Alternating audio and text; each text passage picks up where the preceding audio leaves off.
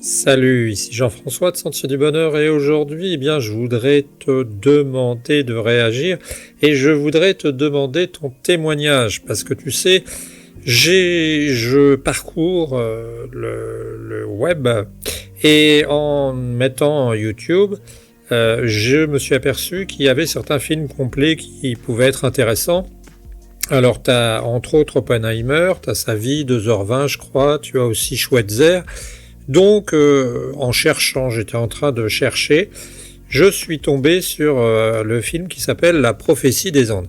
Alors, ça m'a rappelé des petits différends que j'avais eus avec on va dire, les aficionados de Natacha Calestrémé et de Stéphane Alix, parce que ce film fait la part belle aux synchronicités.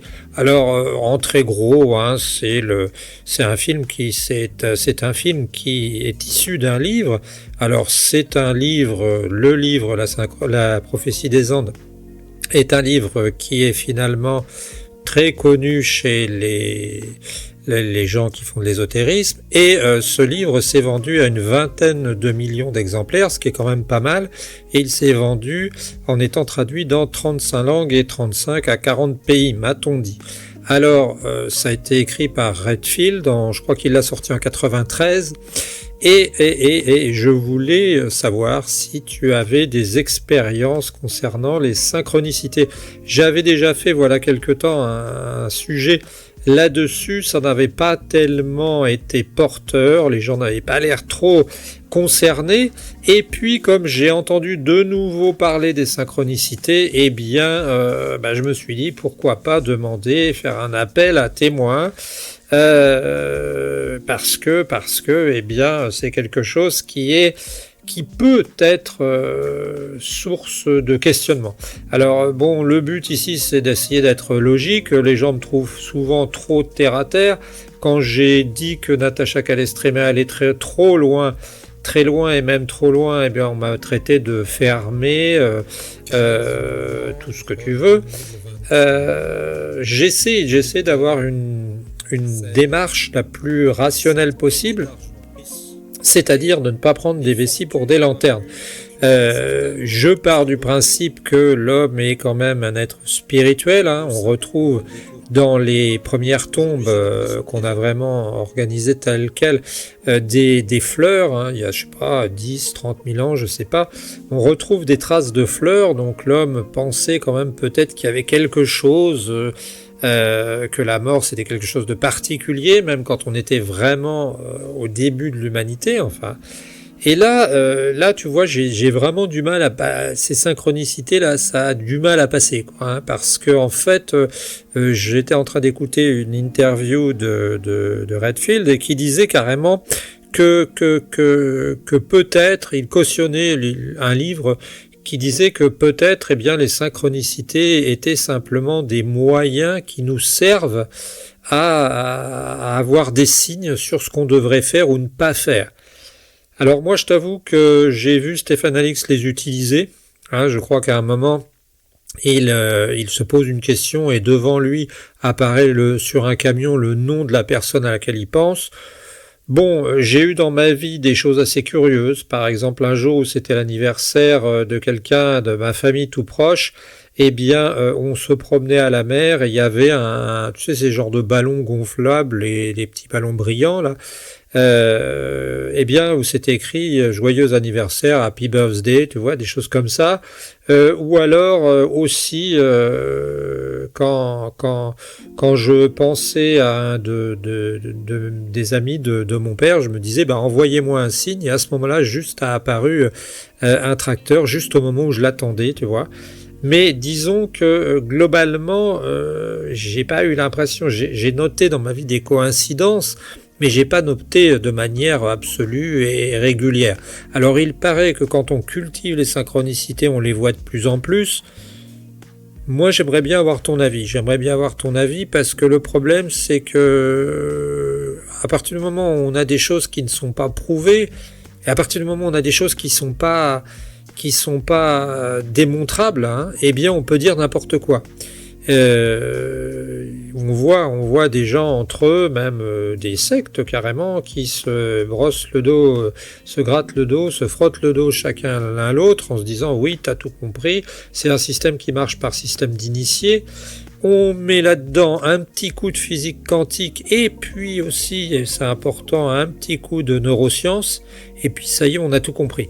Et en fait, on n'a pas démontré grand-chose. Alors moi, ce que je cherche ici, là, ce serait de trouver quelqu'un qui a vraiment, qui puisse nous dire vraiment qu'elle a vécu des synchronicités qui ont eu des effets importants sur sa vie. J'entendais, en parlant de ça, j'entendais une dame qui disait qu'en fait, elle avait, entre autres, elle voulait reprendre les études et qu'en fait, par hasard, à X centaines de kilomètres de chez elle, elle a rencontré quelqu'un qui était, alors je crois que c'était une voisine de sa mère et qui lui a parlé de reprendre des études, etc. Il y a sans doute des cas, à mon avis, moi, c'est qu'il y a sans doute des cas très troublants parce que les hommes, parfois un peu gagnent au loto et au loto du hasard, on peut avoir des choses incroyables. Maintenant, d'ici à te dire que ces synchronicités sont des moyens de nous guider vers d'autres réalités ou des moyens aussi pour nous de corriger la trajectoire, d'essayer de nous donner des signes. Moi, je t'avouerai que j'y crois pas. C'est pour ça que je suis ouvert, tu vois. Je vais arrêter cette phase de confrontation du style j'ennuie, j'horripile Natacha Calestrémé ou ses supporters. Je vais plutôt être conciliant et puis dire bah voilà, parle-moi de ton expérience si tu veux faire un zoom avec nous pour pouvoir essayer d'en parler et essayer de le dire. Moi j'ai l'impression que si ces synchronicités existaient vraiment, j'ai l'impression que si c'était vraiment si fort, eh bien on l'aurait utilisé depuis longtemps. Alors me dira-t-on, ça fait des siècles qu'on utilise les synchronicités, me dira-t-on, ça fait des siècles qu'on connaît ça dans toutes les cultures, les chamans les connaissent, oui, me dira-t-on, tu as eu souvent l'impression toi aussi d'avoir déjà vécu la scène que tu vis, oui, mais enfin quand on s'adresse à parfois ou à un médecin ou quelqu'un comme ça, on s'aperçoit que ça peut aussi être des réminiscences, mais une impression, et que ça peut simplement être une sorte de pas de dérèglement du cerveau, mais quelque chose une anomalie. C'est ce que je veux dire. Et je t'avoue que je suis totalement sec par rapport à ça. Et étant donné que ce fameux film, La prophétie des Andes, y fait référence, même si le film est un petit peu lourd, moi ça m'intéressait, ça m'aurait intéressé comme le travail que j'ai pu faire concernant les jeux vidéo, d'avoir des gens qui puissent témoigner, qui puissent nous dire vraiment ce qu'ils pensent de ça, parce que j'ai l'impression, sans vouloir être méchant, j'ai l'impression que c'est un peu une comment dirait-on, un divertissement réservé aux femmes de plus de 50 ans, un peu spirituel, et puis qui ont passé leur vie à gagner leur vie, et puis qui au bout d'un moment finissent par avoir envie d'un peu de fantaisie, puis de flâner mentalement. Mais franchement, j'y crois pas. Alors toi surtout, si tu as vraiment des on va dire des expériences, des cas qui montrent que ça peut exister et puis que ça peut être utile, ou tu peux nous les donner. Le problème, c'est que de toute façon, ça peut rentrer dans le cadre de hasard, ça peut rentrer dans le cadre de lois statistiques, et c'est ça qui est très difficile à mettre en place. Alors nous dit-on, si tu connais ça aussi, nous dit-on, si tu cultives les synchronicités, tu en auras de plus en plus et tu pourras guider ta vie totalement. Eh bien moi, je sais pas, et je te demande de me le dire parce que je n'y crois pas. Voilà, va voir ce film qui s'appelle La prophétie des Andes, pas un film génial, mais juste dans l'idée que finalement à la fin, eh bien la Terre pourrait être un paradis si nous le voulions. À cette époque de grand chamboulement, c'est agréable de penser un peu à autre chose. Je n'ai pas lu le livre, hein, mais bon, j'ai lu beaucoup de livres de ce type et j'ai passé un peu l'âge. Mais si tu as aussi lu le livre, dis-nous ce que tu en penses, ça m'intéresse beaucoup.